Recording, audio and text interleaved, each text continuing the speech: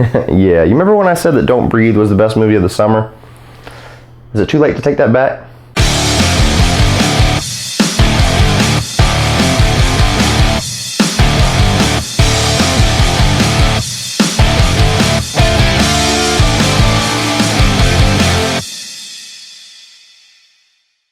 Guys, where the hell did this movie come from? So Hell or High Water is a story of two brothers played by Chris Pine and Ben Foster who commit a string of bank robberies in order to save their family farm. Chris Pine and Ben Foster are at their best in this movie. You know, Ben Foster is one of the most underrated actors out there. I've said that numerous times. Chris Pine is slowly becoming one of those actors that you love seeing on screen, and their chemistry in this movie is absolutely perfect. Pine's basically playing the smarter of the two brothers, and Ben Foster's kind of like the loose cannon, which he's really good at playing.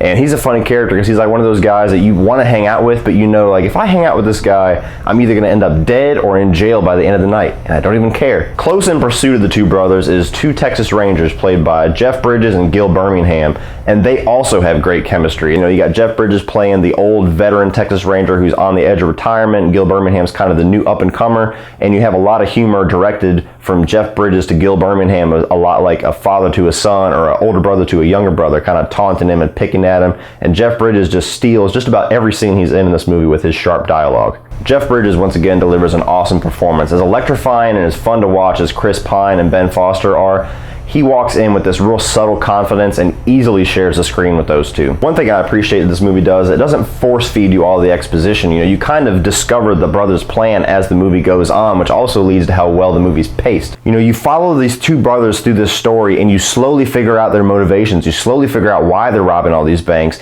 and they have a really good reason why they're doing it. You feel for them and you want them to win even though they're doing a lot of really bad things. The writing on this movie is also fantastic. It was written by Taylor Sheridan, who was the writer on Sicario, which was really popular last year, and his writing is so smart and so engaging that you are glued to the screen in a lot of these quiet scenes that in most movies would really be throwaways. This is not an action movie, guys. This is definitely kind of a slow burn drama, but there's some action sprinkled out. Like I said, there's a lot of sharp, really funny writing throughout that just keeps you engaged the whole time. There's not really any downtime.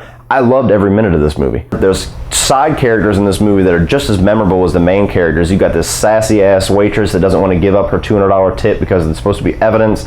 You've got this waitress in this T-bone restaurant who basically orders for Jeff Bridges and his partner Gil Birmingham and just kind of tells him what they're going to have. Just about every scene in this movie is memorable for one reason or another. This movie just feels very confident. You know, sometimes when you watch a movie and you can tell the writers or the director is kind of unsure about what they're putting on screen, you don't get that feeling at all with this movie. Every single scene they put in front of you, you can feel that the writer and the director knows that you're going to love every minute of this. The cinematography is really good in this movie too. You know, it shows a lot of the different shades of Texas. It shows the small, derelict, dying towns.